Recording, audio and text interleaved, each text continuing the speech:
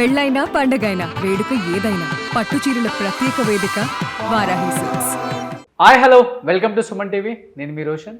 So present నాతో పాటు ఒక స్పెషల్ గెస్ట్ ఉన్నారు. He's none other than great astrologer Venuswamy గారు. సో వేణుస్వామి గారు నమస్కారం. ఓం నమో వెంకటేశాయ. వెంకటాది సంస్థానం బ్రహ్మాండే నాస్తికించిన వెంకటేశ సమోదేవో నా భూతో నా భవిష్యతి. ధన్యవాదాలు గురూజీ. చాలా చాలా చాలా అందంగా ఉన్నారు ఇప్పుడు. బిఫోర్ వేణుస్వామి గారికి ఇప్పుడు వేణుస్వామి గారికి చాలా తేడా కనపడుతుంది. ఏంటి ఇంత డిఫరెన్స్ అసలుకి? కొత్తగా డిగ్రీ ఫాస్టింగ్ ఇంటర్మీడియట్ ఫాస్టింగ్ ఏదో అన్నారు కదా, ఆ ఫాస్టింగ్ చేస్తున్నా. ఓకే. సో మంచి ఫుడ్ అంతే అంతే, నో టెన్షన్స్. అన్నిటికంటే ముఖ్యం ఏంటంటే నో టెన్షన్. ఏది వచ్చినా తీసుకోరు అస్సలు. క్వశ్చన్ మంచి వచ్చినా చెడు వచ్చినా చెడుని ఎక్కువ తీసుకుంటా, ఎంజాయ్ చేస్తా. అంటే మంచి కంటే చెడుని ఎక్కువ ఎంజాయ్ చేస్తా, బాగా ఎంజాయ్ చేస్తా. నాకు ఒక పిచ్చి అలవాటు ఉంది. నన్ను ట్రోల్ చేస్తే నేను నైట్ పడుకునేటప్పుడు అది ఎంజాయ్ చేసి పడుకుంటా. ఓకే. ఒక్క భయం ఏముంటుందంటే ఎక్కడన్నా నన్ను ట్రోల్ చేయడం ఆపేస్తే నాకు అలవాటైంది కదా. అదేదో సినిమాలో సర్కారీ వారి పాటలో మహేష్ బాబుతోని కీర్తి సురేష్ రోజు కాలేజ్ పడుకోవడం అలవాటైపోయిన తర్వాత 15 రోజుల తర్వాత మహేష్ బాబు లేకపోతే నాకు నిద్ర పట్టట్లేదురా అంటది. అట్లా ఎప్పుడన్నా నన్ను ట్రోల్ చేయడం ఆపేస్తే నాకు నిద్ర పట్టదేమో అనే భయం ఉంటుంది తప్ప ఓకే అస్సలు నో టెన్షన్స్, నథింగ్. అంటే కలియుగం గురించి పూర్తి అవగాహన ఉంది కాబట్టి. వాడెవడో నిన్న తండ్రి కూతుళ్ళ గురించి దరిద్రమైన వీడియో పెట్టిండు అని చెప్పుతాను కొట్టాల దొంగముండా కొడుకుని. ఏం పేరు? ప్రణీత్. మన సాయిధరం తేజ్, మంచు మనోజ్ కూడా ట్వీట్ చేశారు. అదే చెప్తున్నా కదా, అసలు వాడిని చెప్పుతాను కొట్టాలి. అసలు తండ్రి కూతుళ్ళ మధ్యన అసలు మన ఈ ఎటుపోతుంది సోషల్ మీడియా. ఇన్స్టాగ్రామ్ ఓపెన్ చేస్తే అమ్మాయిలు బండ బూతులు మాట్లాడుతున్నారు. ప్రతి 10 వీడియోలలో 8 వీడియోలు బూతుల వీడియోలే. అసలు ఏమవుతుంది? అసలు అంత నెగిటివిటీని తట్టుకోవాలంటే ఒక గుండె కాదు, మనిషికి 4-5 గుండెలు 4-5 మెదళ్ళు ఉండాలి. అట్లాంటి పరిస్థితిలో ఉన్నాం ఇప్పుడు తెలుగు సమాజము. మరీ ఘోరంగా మొత్తం భారతదేశంలో ఈ తెలుగు స్టేట్స్ విపరీతమైన క్రూయాలిటీ ఏర్పడ్డది. Social media cruelty. ఇంకా క్రూయాలిటీ అంటే వేరే పదం లేదు. ఇంకా భారతదేశంలోనే సాంప్రదాయాలకు పుట్టింది పేరు అంటే తెలుగునాడు అని చెప్తూ ఉంటాం అందరూ కూడా. అలాంటిది మన తెలుగు రాష్ట్రాలలో మన తెలుగు వాళ్ళే ఇంత నీచానికి దిగజారిపోతున్నారు అనే ఒక బాధ అనేది చాలా కనపడుతుంది. మీరు అన్నట్లుగానే చాలా ఎక్కువ కనపడుతుంది ఇప్పుడు బయట. కనిపిస్తుంది కదా, అందరు ఫేస్ చేస్తున్నారు కదా. ఇప్పుడు ఎవడి నోటికి వచ్చింది వాడు కామెంట్లు పెట్టడము. అసలు కామెంట్లు, వీడియోలలో కామెంట్లు పెట్టడానికి ఒక హద్దు పద్దు లేదు. అసలు వీళ్ళు నిజంగా వీళ్ళకి అక్క చెల్లెలు లేరా అనే పరిస్థితులలో ఎందుకు ఒక అమ్మాయిలను విమర్శించే విధానము? ఇప్పుడు ఏమవుతుంది నాన్న, మనం ఎగ్జాంపుల్లో మనం విఐపీలో కూర్చున్నాం. విఐపీ సర్కిల్లో కూర్చున్నప్పుడు మనం అలా స్క్రోల్ చేస్తూ ఉంటాం, సౌండ్ పెట్టి వింటూ ఉంటాం. మనం ఏమనుకుంటాం, ఏదో కామెడీ రీల్ వస్తుందని అనుకోగానే బండ బూత్ సడన్గా వస్తుంది, ఒక అమ్మాయి మాట్లాడుతుంది.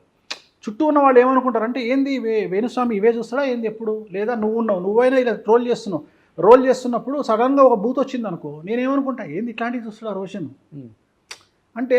అసలు ఎక్కడికి వెళ్తుంది అర్థం కావట్లేదు. అంత చండాలమైన భాష వాళ్ళు అంటే దేనికోసం? సెలబ్రిటీ స్టేటస్ కోసమా? సెలబ్రిటీ స్టేటస్ కోసం ఇంత దిగదారుతామా? ఎవరన్నా కనిపిస్తే వాడిని బండబూతులు తిట్టడము, వాడి మీద వీడియో పెట్టడము. ప్రజెంట్ ఎగ్జాంపుల్, ఇప్పుడు నేనున్నా, నన్ను తిట్టినా నా గురించి మాట్లాడినా 3 లక్షలు 4 లక్షలు పోతుంది వీడియో. అంతే. ఇక వాళ్ళకు ఒక అస్త్రం దొరికింది, వేణుస్వామిని తిట్టాలి. ఒక 10 వీడియోలు 11 వీడియో ఎవరు చూడడు, అలవాటైపోతుంది.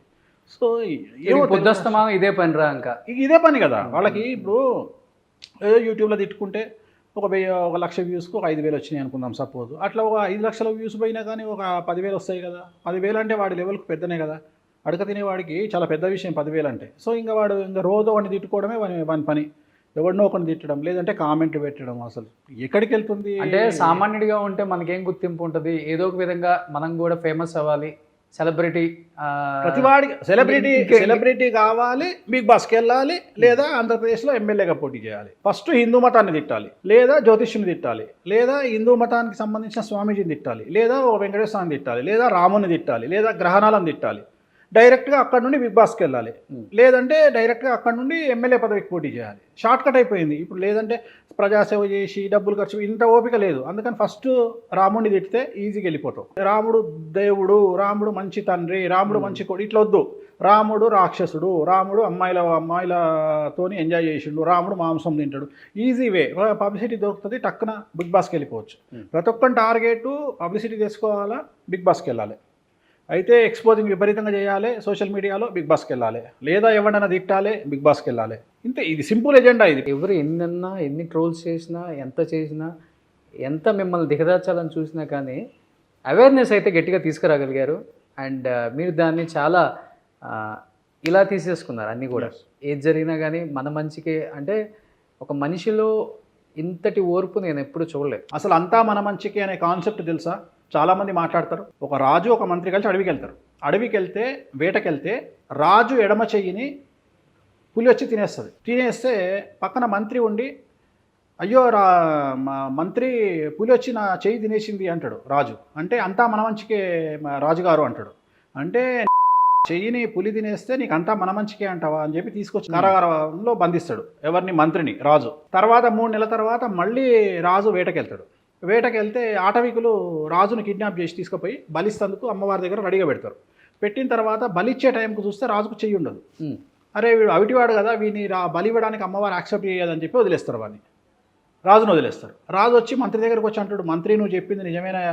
ఆ రోజు నా చెయ్యి తినడం వల్ల నన్ను ఇవాళ ఆటవికులు తెగవాళ్ళు నన్ను వదిలిపెట్టిరో, బలిచ్చేవాళ్ళు లేకుంటే నాకు మంచి జరిగిందయా, నిజమే నువ్వు చెప్పింది, అంతా మన మంచికే అంటాడు. రాజా నీ మన మంచికి పక్కన పెడితే ఒకవేళ నువ్వు నన్ను కనుక ఇవాళ జైల్లో పెట్టకపోతే నేను నీ ఎంబడి వచ్చేటోని ఇప్పుడు వేటకు, నీ బదులు నన్ను బలిచ్చేటోళ్ళు, అందుకని నువ్వు నన్ను జైల్లో పెట్టడం మన మంచికే జరిగింది, సో అంతా మన మంచికే అంటారు. అప్పటి నుండి అంతా మన మంచికే అనే పదం వచ్చింది. ఓకే.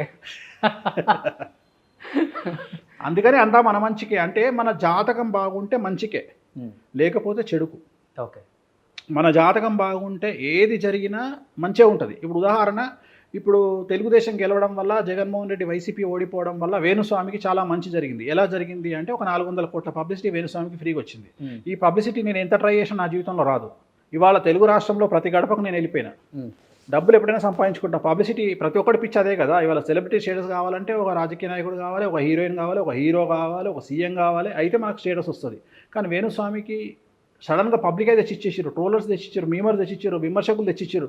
ఇవాళ నన్ను తీసుకొచ్చి ఆంధ్రప్రదేశ్లో అసలు వ్యాక్యూమ్ లేకుండా, అంటే జ్యోతిష్యంలో వేణుస్వామి టాప్ అనే లెవెల్కి నన్ను తీసుకొచ్చేసి ఇంక అక్కడ ఏం లేదు, ఇంకా వేణుస్వామి పబ్లిసిటీ చేసుకోవాలంటే ఇంకేం లేదు, నాకు 100 రీచ్ అయిపోయింది నేను. సో ఇప్పుడు నేను అందుకనే నేషనల్ వైడ్గా ఇంకా నేను హిందీలో ఇంగ్లీష్లో జాతకాలు చెప్పాలని ఫిక్స్ అయినా. అంటే ఈరోజు వేణుస్వామి గారి దగ్గరికి వస్తుంటే ఏదో ఒక స్టేట్ మినిస్టర్ని, సెంట్రల్ మినిస్టర్ దగ్గరికి వెళ్తున్నాం అన్న ఫీలింగ్ ఉంది నాకు. ఎందుకంటే బయట ఏంటి దాదాపు 5-6 గన్మెన్స్ ఉన్నారు.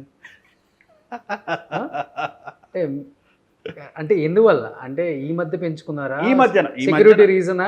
ఈ మధ్యన దాడులు జరుగుతాయి, నా జోలికి వస్తే బొక్కలు ఇరుగుతాయి, అట్లాంటిది ఏం లేదు. దేనికి భయపడాడు వేణుస్వామి, దేనికి వేణుస్వామి భయపడాడు. బట్ ఏంటంటే విఐపీస్ నాకు తెలిసిన వాళ్ళు ఏంటంటే పెట్టుకోండి స్వామి గారు అని పంపించిన వాళ్ళు, సెక్యూరిటీ వాళ్ళే ప్రతిరోజు వాళ్ళే వస్తారు. ఒక 5-6 ఉంటారు నా ఎంబడి. మార్నింగ్ ఇంటి దగ్గరకు వస్తారు, నేను ఆఫీస్ నుండి మళ్ళీ ఇంటికి వెళ్ళే వరకు నాతో పాటే ఉంటారు ఒక 5-6. యాక్చువల్గా గన్మెన్లను పెడతా అంటే గన్మెన్లు వద్దులండి, సెక్యూరిటీ ఉంచండి. గన్మెన్లు ఎందుకు, గన్మెన్లు నేరీ ఎక్స్ట్రా అవుతుంది, ఓవర్ యాక్టింగ్ చేసినట్టు అవుతుంది, అవసరం వచ్చినప్పుడు చూద్దామంటే ఇప్పుడు సెక్యూరిటీ ఒక 5-6 ఉంటారు మన దగ్గర. ఇంకా వాళ్ళు కంటిన్యూగా సెక్యూరిటీ ఎక్కడికి వెళ్ళినా నాతో పాటే ఉంటారు. ఒక కార్లో వాళ్ళు, ఒక కార్లో నేను. కాన్వాయ్ ఏం లేదు, ఒక కార్ వాళ్ళది, ఒక కార్ నాది. అదే ఇంకా 2 కార్లే. సెక్యూరిటీ పెద్ద విషయం మళ్ళీ. సో ఇప్పుడు ఏదైనా టైట్ సెక్యూరిటీలో ఉన్నారు. అవును, కష్టం. ఒక 5-6 సెక్యూరిటీ అయితే ఒక 5-6 ఉన్నారు ఇప్పుడు ప్రజెంట్. ఇంటి దగ్గర పొద్దున్నే వస్తారు, వచ్చి మనతోనే ఉంటారు, ఇంటి దగ్గర ఉంటారు, మన దగ్గర ఉంటారు. ఒకవేళ నేను ఇక్కడ ఉంటే ఇక్కడ ఉంటారు, ఇంటి దగ్గర ఉంటే ఇంటి దగ్గర ఉంటారు. నేను ఎక్కడికి వచ్చినా నాతో పాటే ఉంటారు. ఇండియాలో ఎక్కడ తిరిగినా నాతో పాటే ఉంటారు. ఓకే. సో ఫ్రీ యాక్సెస్ ఉందా మన అనుకునే వాళ్ళకి? అందరికీ ఎవరికైనా ఫ్రీ, సామాన్యులకు కూడా ఫ్రీ యాక్సెస్ ఉంది. సెక్యూరిటీకి దీనికి సంబంధం లేదు. సెక్యూరిటీ అనేది ఉంటారు అంతే. అది ఎవరో నా మీద ప్రేమతో పెద్దవాళ్ళు పంపించిన మనుషులు, నా మీద నమ్మకంతో నేను చేసిన పూజల ఫలితంగా బాగుపడ్డ వాళ్ళు, గురువుగారు పెట్టుకోండి, గురువుగారు నష్టమేమో మేము పంపిస్తున్నాం కదా అంటే సరే మీ ఇష్టం పంపించండి అంటే వచ్చిన వాళ్ళు రోజు ఉంటారు. వాళ్లకు మన దగ్గరకు వచ్చే వాళ్ళకు డిస్టర్బెన్స్. మీరు వచ్చారు, మీకు ఏమైనా అయిందా? మీ జోలికి మిమ్మల్ని అడిగారా, కనీసం క్వశ్చన్ చేశారా? లేదు. ఫోటోలు దిగారు. మరి మీరు కూడా స్టారే కదా, సెలబ్రిటీ కదా, మీతో ఫోటోలు దిగారు అంతే. అంతకంటే ఏం చేస్తారు? ఎవరన్నా హీరోయిన్ వచ్చింది అనుకోండి ఫోటోలు దిగుతారు, ఎమ్మెల్యే వచ్చింది అనుకోండి ఫోటోలు దిగుతారు. అంతకంటే వాళ్ళు చేసేది ఏముంటుంది? ఏం చేయరు, మనిషిని చూస్తారు, తేడా వస్తే పట్టుకుంటారు అంతే. సుమన్ టీవీలో మీ పర్సనల్ అండ్ బిజినెస్ ప్రమోషన్స్ కోసం కింది నెంబర్కి కాంటాక్ట్ చేయండి.